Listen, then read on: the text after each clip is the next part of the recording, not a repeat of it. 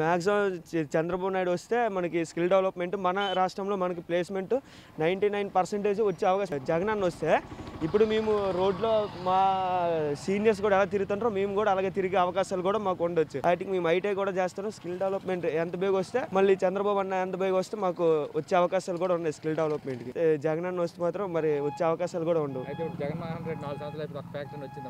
ఏం లేదు, ఫ్యాక్టరీస్ వచ్చిన ఫ్యాక్టరీస్ కూడా ఇటు వెళ్ళిపోతాను. తెలంగాణ వెళ్ళిపోయి కేటీఆర్ అక్కడ డెవలప్మెంట్ చేసి మన ఆంధ్రాకి ఏటీ లేవు డెవలప్మెంట్స్.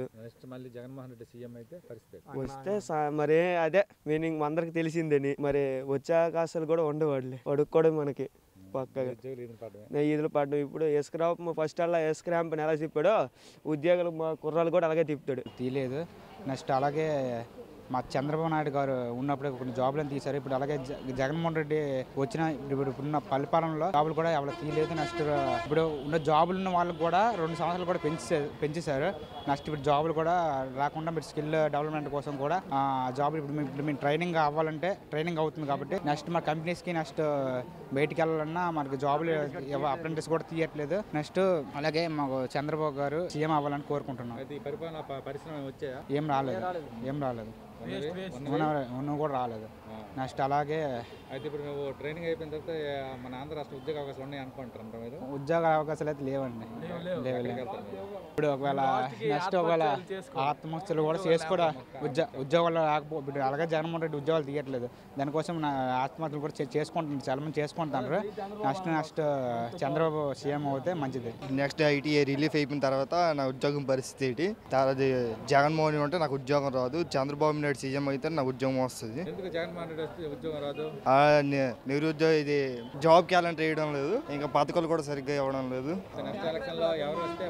చంద్రబాబు నాయుడు వస్తే బాగుంటుందని కోరుకుంటున్నాను. 2021లో మన సీఎం జగన్మోహన్ రెడ్డి మన శ్రీకాకుళం వచ్చారు.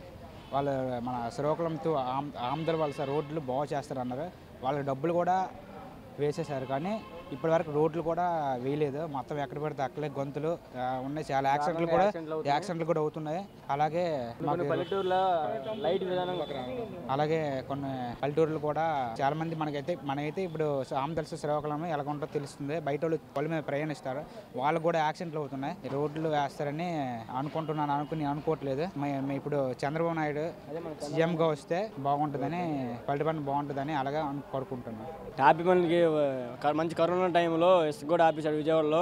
ఆయన వల్ల చాలా మంది చనిపోయారు. కృష్ణానదిలో దూకి చాలా మంది చనిపోయారు. ఇది కాకుండా పల్లెటూరులో కూడా లైట్లు కూడా సౌకర్యం లేదు, రోడ్లు కూడా బాగోలేదు, మంచి జాబ్ గ్యారెంటీ ఉండట్లేదు. నెక్స్ట్ మన ఐటీ రిలీవ్ అయినాక అప్రెంటిస్ చేసినా సరే అవ్వదు, అప్రెంటిస్ కూడా రావట్లేదు. జాబ్ గ్యారెంటీస్ పడినా సరే ఇచ్చేయట్లేదండి. మన చంద్రబాబు నాయుడు వస్తే రోడ్లు కూడా బాగా వేస్తాడని అనుకుంటున్నాం. చాలా కూడా ప్రతి ఇంటికి పసుపు కుంకాలు ఇచ్చారు. అలా మన జగన్మోహన్ రెడ్డి ఇచ్చి అమ్మఒడి కూడా వేసి 15,000 వేసి 13,000 తగ్గిస్తారు. మళ్ళీ మా చంద్రబాబు వస్తే ఇవన్నీ చేస్తామని అనుకుంటున్నామండి. ఈ పరిస్థితుల్లో నువ్వు రిలీవ్ అయితే ఆంధ్రప్రదేశ్ ఉద్యోగం దొరుకుతుందా? దొరకదండి. ఏదో కంపెనీకి వెళ్ళాలి, అప్రెంటిస్ చేస్తే కంపెనీకి వెళ్ళాలండి. కంపెనీ కూడా తీసుకోవట్లేదు. జగన్మోహన్ రెడ్డి గారి పరిపాలనలో ఇప్పుడు ఐటీఐలోన జాబ్లెట్ లేవు, రిలీవ్ అయిన తర్వాత జాబ్లెట్ లేవు. అలాంటివి స్కిల్స్ అనేవి కల్పించడానికి ఎవరి నాయకుడు వస్తే బాగుండు. ఆ పరిపాలన కూడా ఏం బాగోలేదు. నెక్స్ట్ మళ్ళీ చంద్రబాబు నాయుడు వచ్చి మాకు ఒక స్కిల్స్ అనేవి ఇప్పిస్తే బాగుండని మేము కోరుకుంటున్నాం. మళ్ళీ జగన్మోహన్ రెడ్డి గారిని వస్తే మరి పరిపాలన వేరుగా ఉంటది. ఈ పరిపాలన బాగోదు. నెక్స్ట్ టీడీపీకి ఓటేస్తారు. పరిపాలన వల్ల మన రాష్ట్రం ఆయన పరిపాలన కూడా ఏం బాగోలేదు. రైతుల సంఘంలో దిగితే రైతులకు కూడా ఇటు ఆదాయం లేకుండా చేశాడు. ఇది పోయిన నష్టపరిహారం కూడా ఇటు ఇవ్వట్లేదు. అది కల్పించినందుకు టీడీపీ నారా చంద్రబాబు నాయుడు గారు వస్తారని మరమని కోరుచుంటాను. ధరలు కూడా అలాగే కూరగాయల ధరలు కూడా ఈరోజు పోల్చుకుంటే తొలికన్నా చాలా ఎక్కువ రేట్లుగా ఉన్నాయి.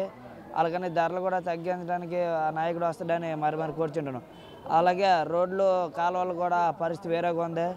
నెక్స్ట్ టీడీపీ వస్తే బాగుంటుందని మరి కోరుచున్నాను. రాజకీయాలు అనమాట అంటే ఇంట్లోనే మనకు ముందు మోటివేట్ చేసేస్తుంటారు. వీళ్ళకే ఓట్ వేయాలి, ఫ్యామిలీ అంతా ఒక క్యాస్ట్ బయాస్డ్ కావచ్చు, ఆర్ఎల్స్ రిలీజియన్ బయాస్డ్ కావచ్చు.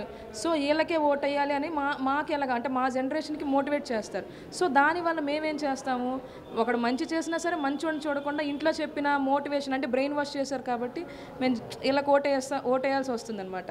సో ఆ రకంగానే నాకు మొదట్లో జగన్ రాకముందు చాలా అభిమానం. జగన్ జగనన్న అని మేము కూడా చాలా ఇదంతా క్యాంపెయినింగ్లు చేయడం ఇవన్నీ చేశాం. కానీ తర్వాత ఏమైంది ఒకసారి చూసుకున్నట్లయితే నేను ఎంఎస్సీ కంప్యూటర్స్ సైన్స్ చేశాను.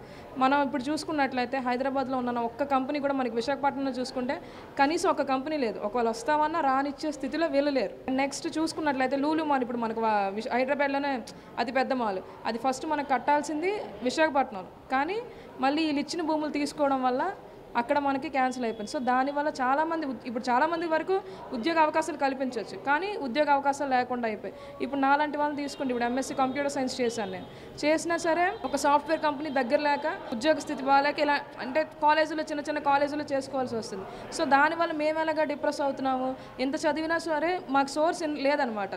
ఇప్పుడు ఎక్కడికో వెళ్ళి జాబ్ చేస్తాం, అక్కడ చాలని జీతాలు ఉండలేము. సో ఇతను చూసుకున్నట్లయితే ఏదో చేసేస్తాడు. ఇప్పుడు తీసాడండి జాబ్ క్యాలెండర్ 2 తీసాడు కాదనం, కానీ అవి ఎందుకు 5 మార్కులు వచ్చినా ఇచ్చారు, 10 మార్కులు వచ్చినా ఇచ్చారు, 20 మార్కులు వచ్చినా ఇచ్చారు. ఆ తర్వాత ఇప్పుడు 3వ దానికి వచ్చినప్పటికి ఏమైంది, అలాంటి వాళ్ళందరూ ఉండిపోయారు. అప్పుడు మాది గ్రాడ్యుయేషన్ అవ్వలేదు. ఇప్పుడైనా సరే అది తీసినా సరే మాకు యూజ్ లేకుండా అయిపోయింది. సో ఇప్పుడు అదే చంద్రబాబు నాయుడు తీసుకున్నాం అనుకోండి మనం, అతను ఒక విజనరీ లీడర్. ఇప్పుడు అంతెందుకు అతను మన జైల్లో పెడితే అక్కడ విప్రో వాళ్ళు స్ట్రైక్ చేయాల్సిన అవసరం లేదు, కానీ అక్కడ విప్రో వాళ్ళు స్ట్రైక్ చేశారు. అది అతనికి ఉన్న క్యాపబిలిటీ. సో అతను ఒకవేళ కనుక మళ్ళీ వస్తే కనుక మనం మళ్ళీ ఇంకొకసారి హైదరాబాద్ సికింద్రాబాద్ని ఎలాగైతే డెవలప్ చేశారో అదే రకంగా మన విశాఖపట్నాన్ని కూడా డెవలప్ చేస్తారు. ఏదో అమరావతిని కానీ డెవలప్ చేయొచ్చు. ఇప్పుడున్న యువతకి అంటే ఇప్పుడు ఈ జనరేషన్ మా ఫాదర్ ఏజ్ జనరేషన్ అంతా అయిపోయింది. మా జనరేషన్కి వచ్చినప్పటికి ఏంటి సోర్స్ ఆఫ్ ఇన్కమ్ లేకపోతే ఇప్పుడు సింగిల్ చైల్డ్ ఉండొచ్చు, వాళ్ళు బయటికి వెళ్ళి బతకలేరు. సో ఇలాగ ఇవేం ఆలోచించుకోకుండా ఈవెన్ ఆ ఇచ్చిన గవర్నమెంట్ ఉద్యోగాల్లో కూడా అవినీతి, ఎక్కడ చూసినా అవినీతి, ఇన్ఫ్లుయెన్స్. పొలిటీషియన్ ఇతను లెటర్ తీసుకొచ్చి ఇచ్చేస్తాం, అతను లెటర్ తీసుకొచ్చి ఇస్తే ఇప్పుడు బ్యాక్గ్రౌండ్ లేని వాళ్ళ పరిస్థితి ఏంటి, మరి బ్యాక్గ్రౌండ్ లేని వాళ్ళ పరిస్థితి ఏంటి, ఏం లేకుండా అయిపోయింది. సో మాలాంటి వాళ్ళకి సో అందుకు గాను అలాంటివేమి లేకుండా ఎవరి స్కిల్కి తగ్గట్టు ఎవరి టాలెంట్కి తగ్గట్టు వాళ్ళకి ఉద్యోగాలు ఇవ్వాలన్నా సరే మన దగ్గర ఏం లేవు ఇక్కడ. ఇప్పుడు మా కాలేజ్లో పిల్లలు తీసుకోండి, ఇప్పుడు ఐటీఐ చేసి వెళ్తారు, నెక్స్ట్ ఏంటి వాళ్ళ పొజిషన్, ఏం లేదు. ఒరిస్సాకో లేకపోతే ఇతర రాష్ట్రాలకో వెళ్ళిపోయి చేసుకోవాల్సిన పరిస్థితి అది అలా ఉంది. సో నా మనస్ఫూర్తిగా అయితే నేను చంద్రబాబు నాయుడు గారు రావాలని కోరుకుంటున్నాను. ఏదో మనకు ఉద్యోగం ఇచ్చేస్తారు ఏదో చేసేస్తారని కాదు, కానీ ఒక విజనరీ లీడర్ ఉంటే మా జనరేషన్ పోనేలాగైనా వస్తున్న నెక్స్ట్ జనరేషన్ అయినా సరే వాళ్ళు మంచి ఫాస్ట్ ఫార్వర్డ్గా వెళ్ళి ఒక మంచి జీవితాలు ఉంటారని అనేసి నేను మనస్ఫూర్తిగా నమ్ముతున్నాను.